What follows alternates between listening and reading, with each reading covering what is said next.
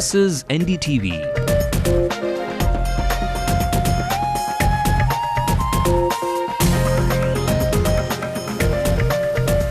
And you're watching Ndtv-Hindu.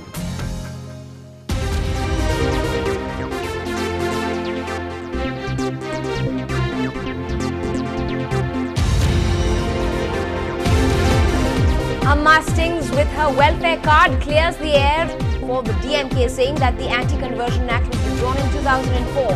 While the Chennai Corporation's proposes to spread its wings, Dr. Raya disposes. Senior Ramdas says the city has enough of its problems. The rail tracks of the Chennai Metro Rail trample precious flora and fauna, says a notice by the Madras High Court. Don't let that fake profile and pop star picture fool you. Watch the virtual world's fraudster unleash their traps. A tragic accident in Ambur when a van collides with a government bus, leaving 3 cops and an accused dead. And the city's fairy godmotherly men in khaki pulls the curtains down this New Year's as well. No swimming and no drunken driving. Well, it's been spectacular today for the men in blue. The winning moment was this. A third umpire was called, a confirmed dismissal, and the Indians were ready to grab the stumps as souvenirs at the Kingsmead Cricket Stadium in Durban today. The second test victory on South African soil. But out on the political cricket grounds today, Jayalalitha is batting for the minorities tonight, while the PMK's Dr. Raya wants the Chennai Corporation's ideas bowled out of the window. But for the third umpire's verdict in this arena, you'll just have to wait for the big polls of 2011. Good evening, I'm Evelyn Matthew. Welcome to Headlines Now. Let's also bring you the national headlines. The Indians record their first ever victory in Durban. A sensational performance from the Indian cricket team. Zahir Khan back in the lineup, made the bowling unit a completely different unit. There was support, there was aggression. An angry Chief Minister of Bengal alleges an open nexus between Trinamool and Naxals in his response to the Home Minister's letter.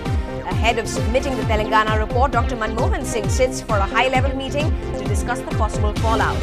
The Environment Ministry defends the Jaitapur nuclear plant, while a 6-member Congress team meets resisting locals. A report calls it a social disaster. And the Aussies get reduced to ashes. Ponting admits that the series has been horrible for him. Well, the political bigwigs in the state are making sure that every word that goes out of each camp is carefully aimed at the target and is loud and clear. The chief of the main opposition in the state, Ms. J. Jayalalitha, today underscored the party's commitment to the welfare of the minorities that include the Christians and the Muslims in the state. Taking on the DMK's criticism, which stated that the Anti-Conversion Act was not revoked by her, she replied with fury, saying that the Anti-Conversion Act was withdrawn through an ordinance dated 2004 and not in 2006 like the DMK said, and blamed the ruling party for coming out with their ulterior motives.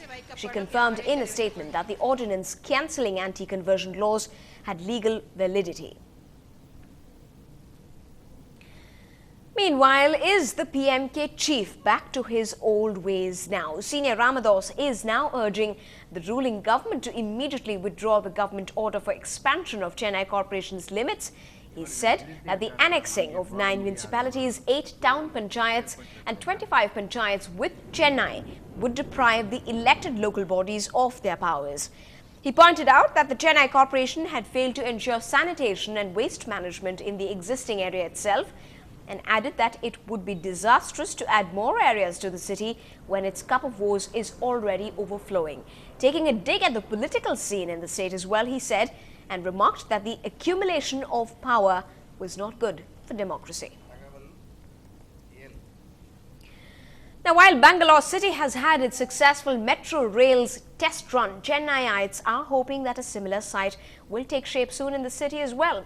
But the planned metro rail is only meeting another hurdle by the day. This time, it's an environmental roadblock that's screeching trouble.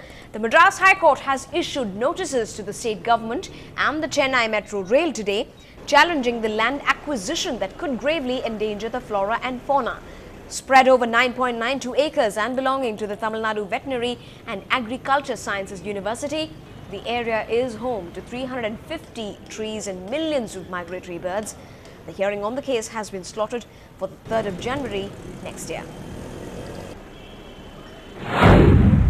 Today an advocate by name Mr. Ramesh Babu has filed a public interest litigation challenging the government order in transferring the Tamil Nadu Veterinary and Animal Sciences University property, which is illegal, and this GO has been passed with a malafide intention and ulterior motive.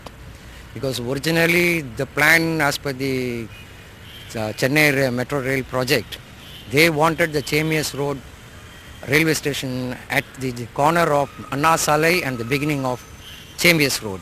But surprisingly, this has been transferred from this spot to say about 1 kilometer away from this place. Now, if you've been boasting about the eye candy film star you have on your friends list on your frequented social networking site, well, what we have is definitely not good news.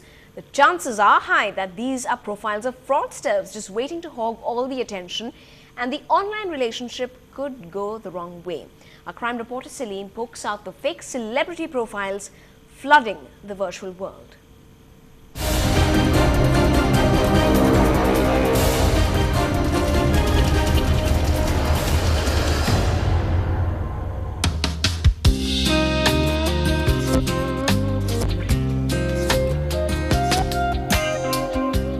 Celebrities are like you and me. They surf the net, communicate with people, catch the news and play online games.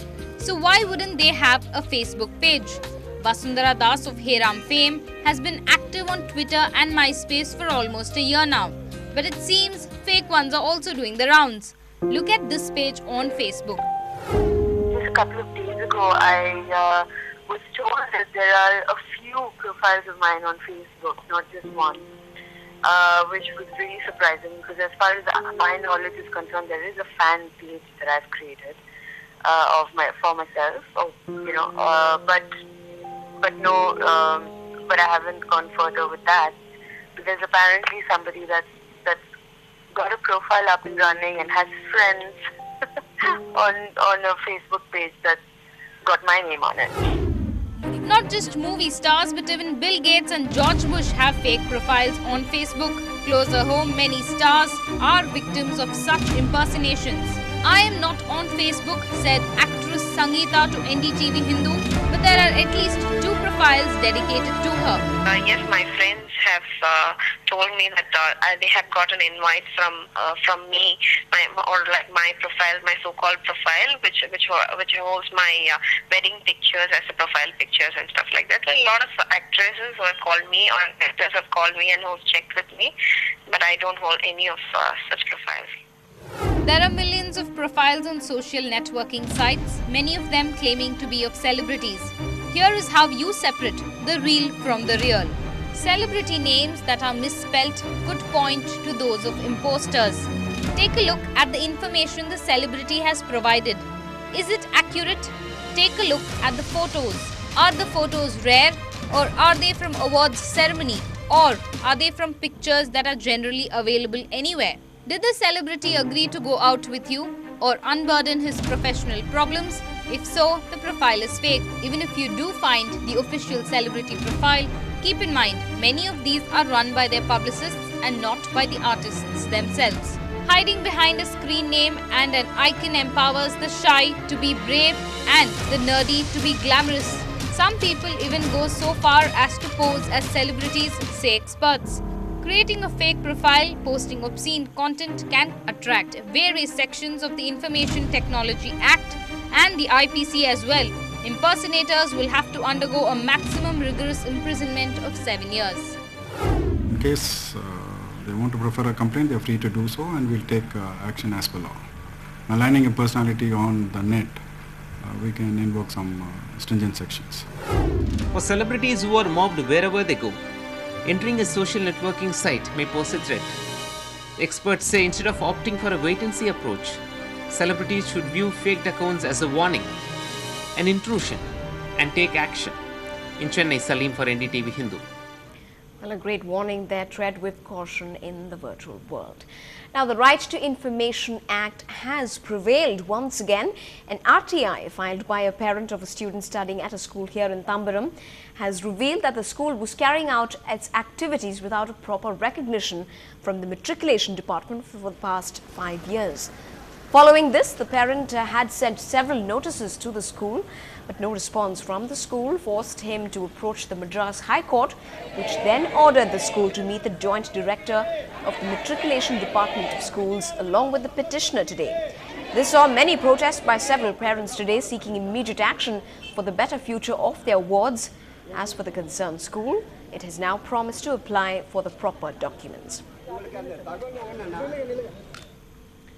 This is headlines now on Ndtv-Hindu. Still ahead on the bulletin, for the partying Cinderella's out on New Year's. A khaki fairy godmother spells out plenty of rules to play by.